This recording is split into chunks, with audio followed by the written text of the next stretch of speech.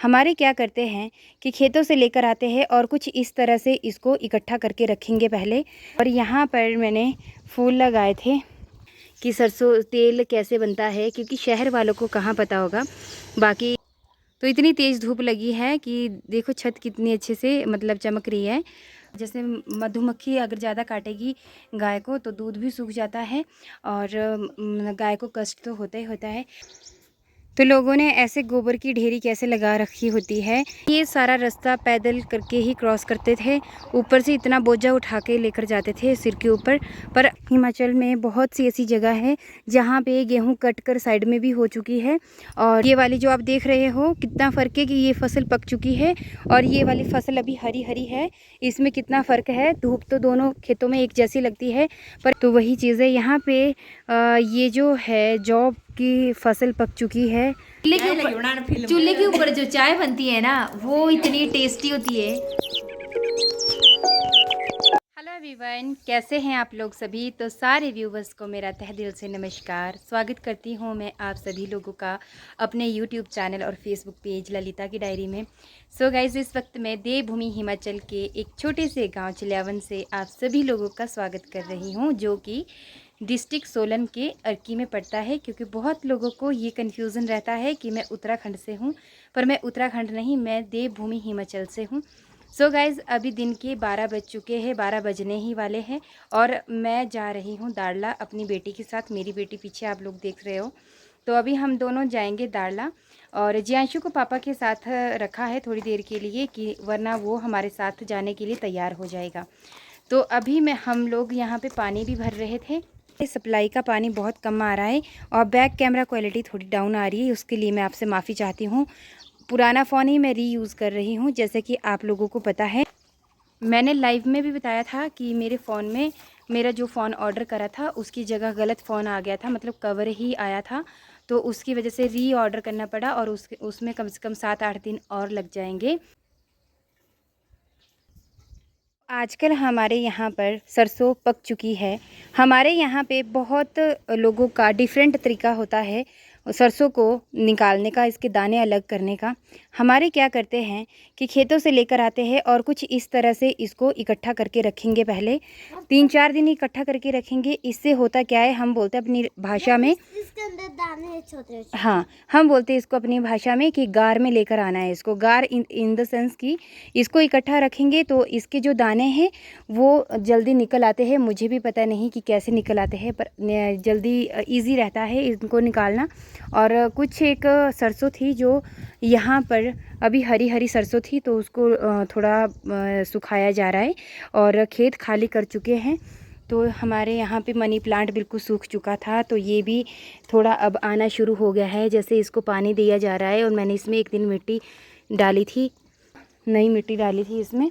और यहाँ पर मैंने फूल लगाए थे, ये वाले फूल लगाए हैं और फूलों के लिए बहुत अच्छा लगता है। ये भी कभी ऐसे ही लगाए थे, तो ये कितने सुंदर आप लोगों को दिखाई दे रहे होंगे। मुझे नहीं पता कि कैमरा क्वालिटी की वजह से कम दिखाई दे रहा है, मेरे को धूप की वजह से भी नहीं दिखाई दे रहा है।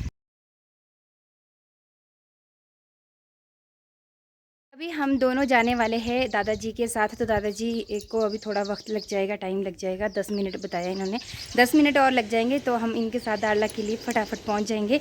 तो जब तक ये अपना तैयारी श्यारी करते हैं तब तक मैं यहाँ पानी भर लेती हूँ।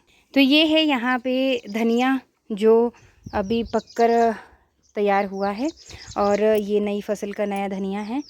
तो यहाँ पे ये है सरसों।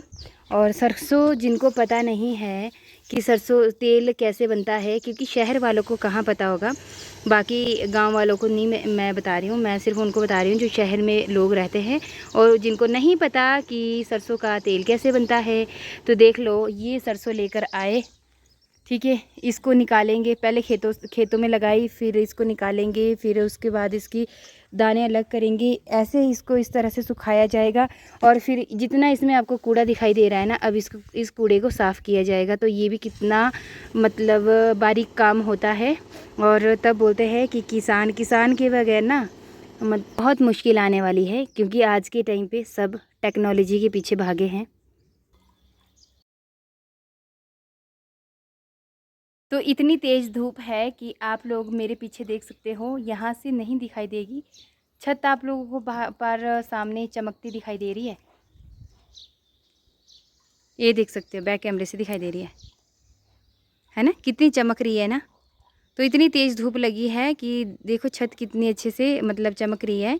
और बहुत दूर है ये वाला यहाँ का और यहाँ का फासला अगर देखा जाए तो कम से कम 4-5 किलोमीटर का फासला है।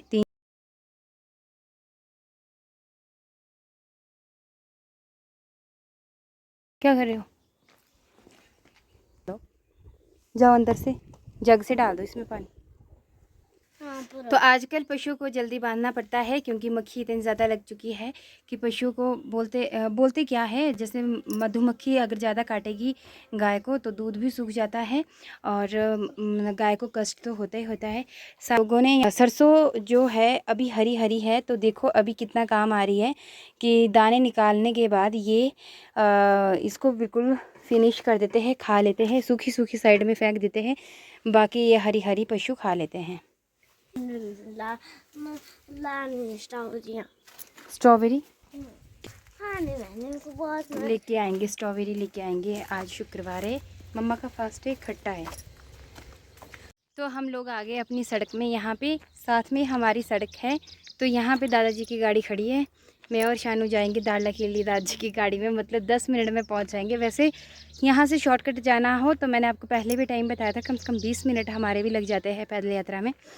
बहुत धूप है ना, तो उसकी वजह से थोड़ा सा मन नहीं कर रहा जाने का पैदल, वरना इस वक्त हम लोग दाड़ला पहुंच जाने थे।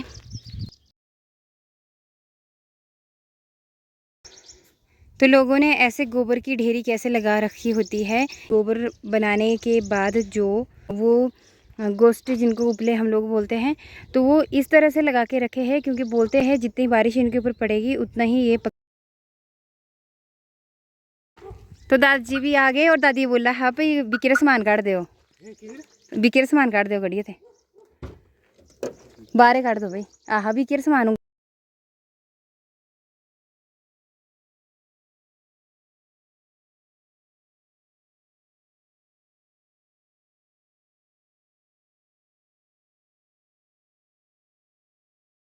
एवरीवन, सो अभी हम लोग मैं तो दाड़ला गई थी और दाड़ला के बाद डायरेक्टली मैं अभी आई हूँ। अब जाऊँगी मैं नीचे बुआ जी के घर, क्योंकि हमारे यहाँ पे बहुत, अब आप लोग अंधविश्वास समझो इन बातों को, चाहे कुछ समझो अपनी आस्था, चाहे कुछ भी विश्वास समझो, कुछ भी समझो, क्योंकि मैं पिछले हफ्ते आई थी सैटरडे को, और फिर उसकी वजह से बुआ जी ने बोला कि तू शनिवार से पहले आ, यहाँ पे ऐसे ही आ, चाहे थोड़ी देर के लिए और फिर चली जाइयो। सो मुझे दाड़ला में थोड़ा बहुत काम था, वो किया। शानवी की जो बुक्स थी गलत आई थी वो एक्सचेंज करी, एंड अभी जा रही हूँ मैं नीचे बुआ जी के घर, फिर उसके बाद आऊँगी वापस, फिर जाऊँगी मैं चिल्यावन के लिए। तो आपको यहाँ से ना मैं चिल्यावन बताती हूँ कि कितना हमारे यहाँ से चिल्यावन दूर देख। अभी मैं जब जाऊंगी ना तो वहाँ पे जाऊंगी मैं, और देखते हैं अगर मुझे कुछ मिल गया तो मुझे ऊपर आना पड़ेगा। कम से कम 10 मिनट का रास्ता यहाँ से पैदल जाने के लिए नीचे को है, और बाकी यहाँ पे पार जो मैं जाऊंगी तो देखते हैं पैदल जाना है या मेरे को कुछ मिल गया वहाँ तक तो मैं चली जाऊँगी, या तो फिर बस लेनी पड़ेगी। जैंशु पापा जी के पास ही है पार। और बाकी आप यहाँ से हमारा व्यू भी देख सकते हो, कितना सुंदर दिखाई दे रहा है। और बारिश का कोई पता नहीं, बादल बन चुके हैं।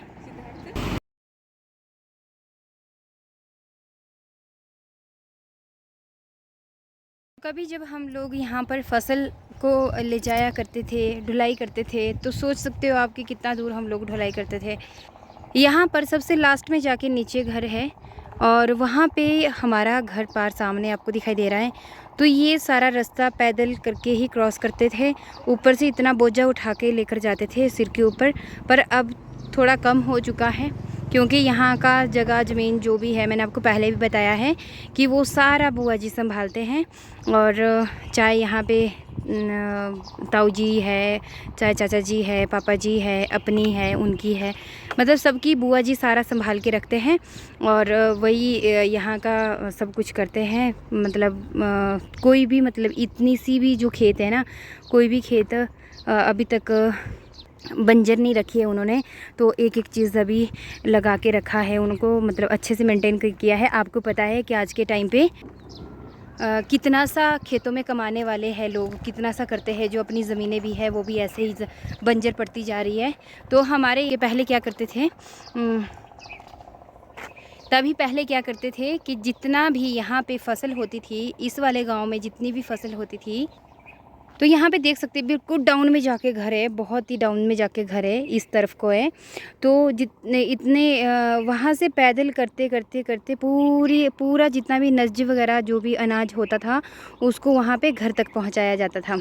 तो अब इन सब चीज़ों से कम एटलीस्ट छूट चुके हैं और दोनों आ चुकी है कोटा फुल करके। आमा उबे यही दुकान दे पता नहीं क्या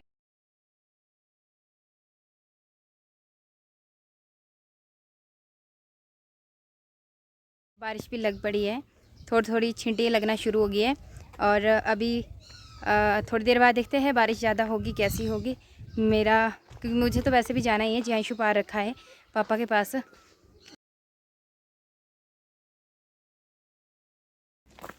तो यहाँ पे गेहूँ पक चुकी है, लोगों के कुछ गेहूँ पकने वाली है, ये दिख रहे हो आप यहाँ पे, और कुछ बिल्कुल हरी हरी गेहूँ है। और कहीं कहीं हमारे हिमाचल में बहुत सी ऐसी जगह है जहाँ पे गेहूँ कट कर साइड में भी हो चुकी है।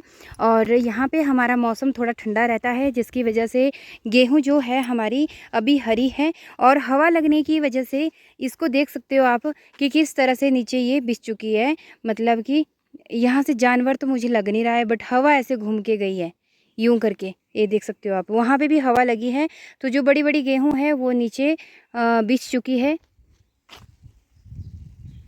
अगर देखा जाए गेहूं के दाने देखे जाए तो बहुत ही अच्छी गेहूं हुई है इनके यहाँ पे। बहुत मतलब ज़रूरी नहीं सबकी ऐसी होती है। तो ये जो यहाँ पे फसल पक चुकी है, ये वाली जो आप देख रहे हो, कितना फ़र्क है कि ये फसल पक चुकी है और ये वाली फसल अभी हरी हरी है। इसमें कितना फ़र्क है, धूप तो दोनों खेतों में एक जैसी लगती है, पर क्या फ़र्क है कि ये जौ की खेती है और ये गेहूँ की खेती है। जौ हमारे कुछ टाइम पहले पक जाते हैं गेहूँ के अकॉर्डिंग, और गेहूँ हमारी बाद में पकती है।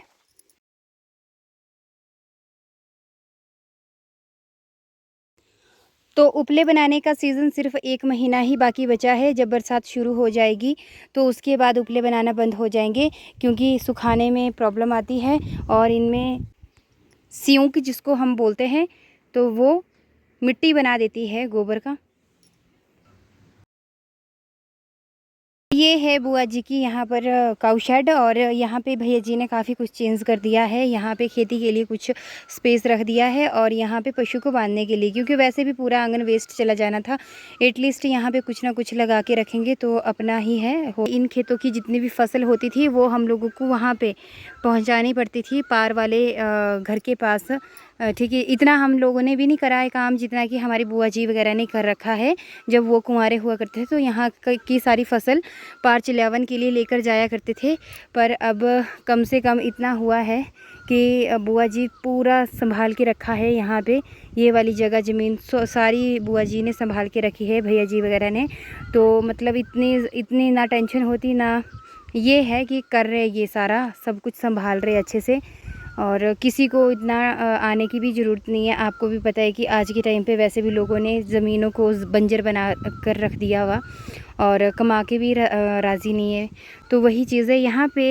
ये जो है जौ की फसल पक चुकी है।